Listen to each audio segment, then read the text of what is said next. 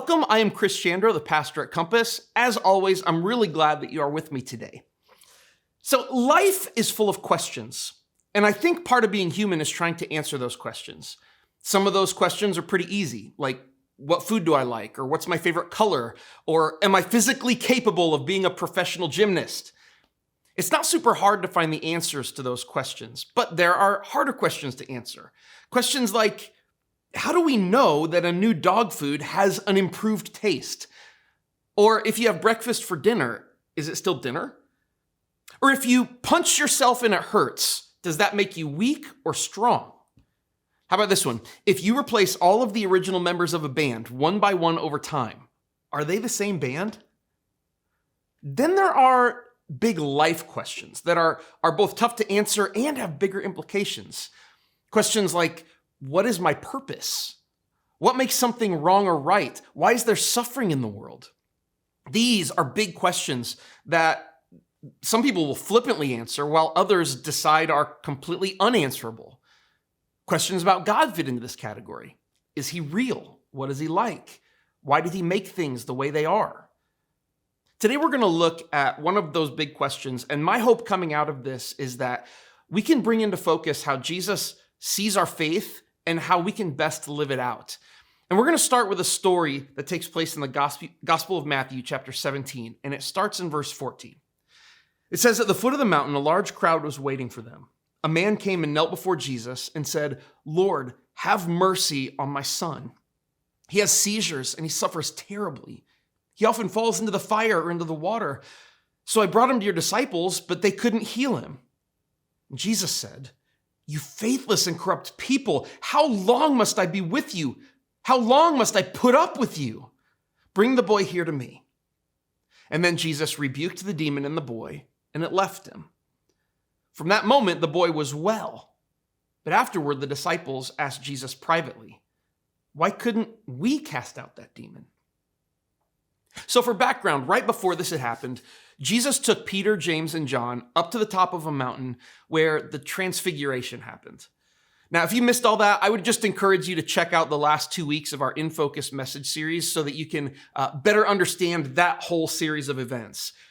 But during this time, a man whose child had been suffering from terrible seizures, he brought his son to the remaining 9 disciples. He was probably looking for Jesus, but Jesus wasn't there. And in Jesus' absence, the other 9 disciples, they tried to heal the boy themselves, but nothing happened. And it's at this point that Jesus and the other 3 disciples come down the mountain, and the boy's father sees Jesus and asks for his help because the disciples couldn't heal his son. And Jesus' response is a little surprising. Let's look at it again in verse 17. Jesus said, you faithless and corrupt people, how long must I be with you? How long must I put up with you? Can you just sense Jesus's exasperation here? I mean, Jesus is usually pretty direct with his disciples when they're off base, but this is a whole new level. There's something about this whole situation that is next level frustrating for Jesus. But in spite of his frustration, he calls the boy over and heals him. Or according at least to the language that Matthew uses here, Jesus casts out the demon.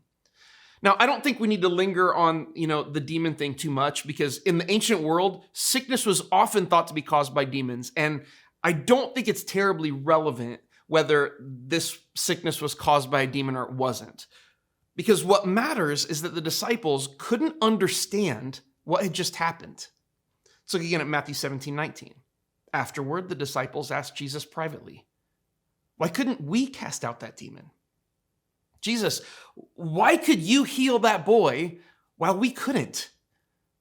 Now, to us, this might seem like a strange question because where do the disciples get off thinking that they could just go around doing the same things that Jesus could do? They aren't Jesus. They aren't the Messiah. But it makes sense when we look back at something that happened in Matthew chapter 10. Look at this in Matthew 10:1. Jesus called his 12 disciples together and gave them authority to cast out evil spirits and to heal every kind of disease and illness. So a while before the story in Matthew 17 that we're looking at, Jesus sent his disciples out on their own. And when he did, he gave them the authority to do the things that he could do, healing people, casting out evil spirits. These are things that the disciples have experience in. These are things that they had already done. They'd healed people when Jesus wasn't around before. So why not now? Why is this situation different? Why didn't it work this time? They want to know. And Jesus responds in Matthew 17:20. He says, "It didn't happen because you don't have enough faith," Jesus told them. "I tell you the truth, if you had faith even as small as a mustard seed, you could say to this mountain, 'Move from here to there,' and it would move. Nothing would be impossible." So this is the point, I think, where things can get a little weird and they can kind of go sideways for us. See, the disciples couldn't heal the boy because, according to Jesus, they didn't have enough faith. Or in Jesus' language, they were little faith. Little faith was this recurring nickname that Jesus used for his disciples in situations just like this. But they didn't have enough faith. Now, a lot of people will look at this and they'll think that when a miracle doesn't happen in their lives, it's because they don't believe enough that it's going to happen.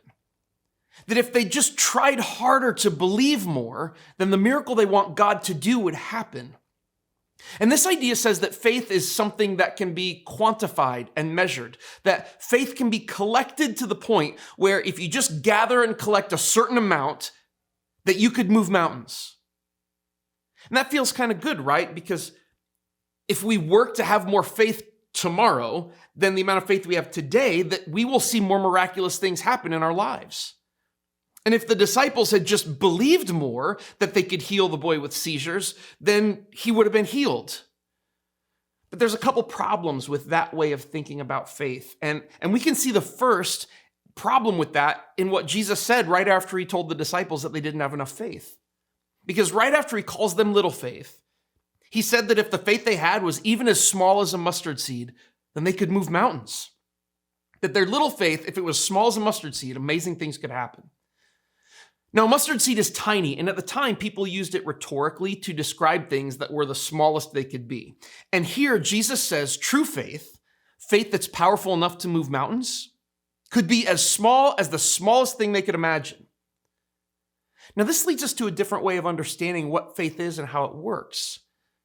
Because faith is not something we gather and work harder to get more of. It's different. And this brings us to our first takeaway today. Faith is something you have or don't. Let me explain. Imagine I called you over and I gave you a penny. A penny is basically insignificant to most people. You can't buy anything with it. But if I gave you a penny and then I asked if you had any money, what would you say? You'd have to say yes, because you do have money. It may be the smallest denomination you could have, and it may seem like nothing, but a penny is money, and you have it. It doesn't matter how seemingly insignificant it is. And get this, Jesus is saying that faith is just like that. You have it or you don't. There's no level of faith at which you can earn more miraculous things in your life. There's no gold, platinum, or diamond level of faith where the perks get better. Faith is a penny. You have one or you don't. And it wasn't that the disciples didn't see a miracle because they hadn't earned enough pennies yet. Rather, they didn't see a miracle in that moment because they didn't have a penny at all. The second problem with thinking that you could do more or see more miracles if you just believed more is that it doesn't always happen.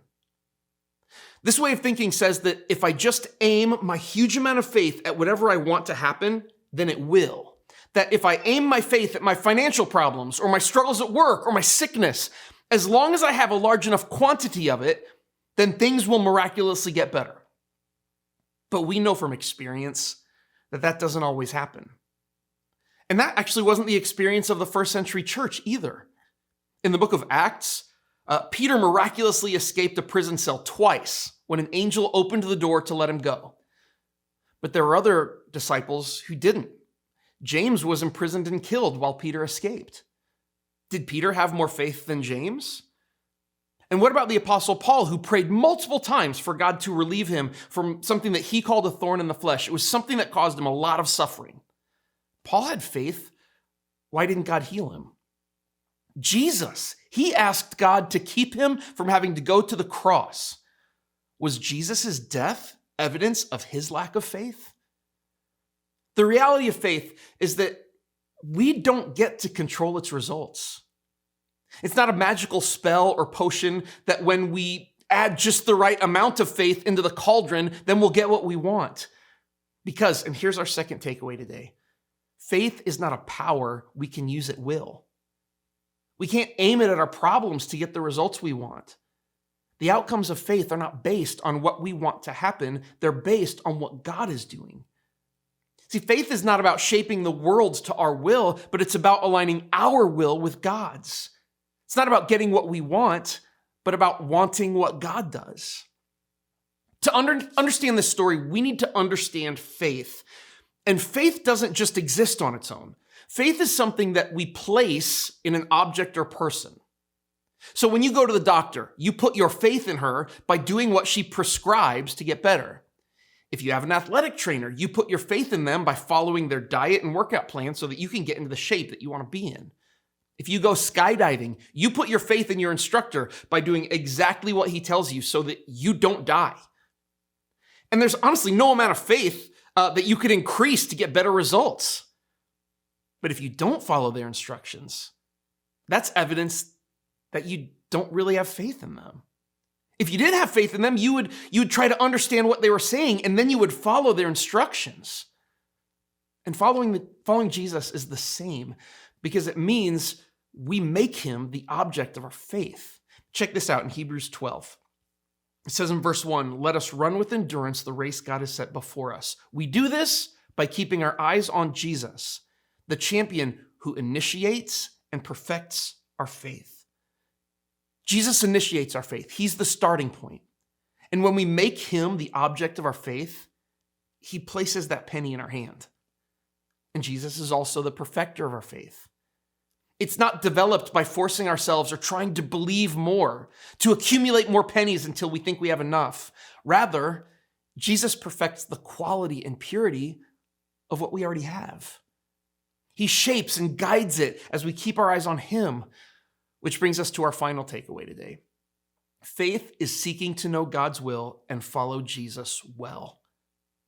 It's not about the miracles, but about following the miracle worker, aligning our will with his and trusting him both when the mountain is moved and when it isn't.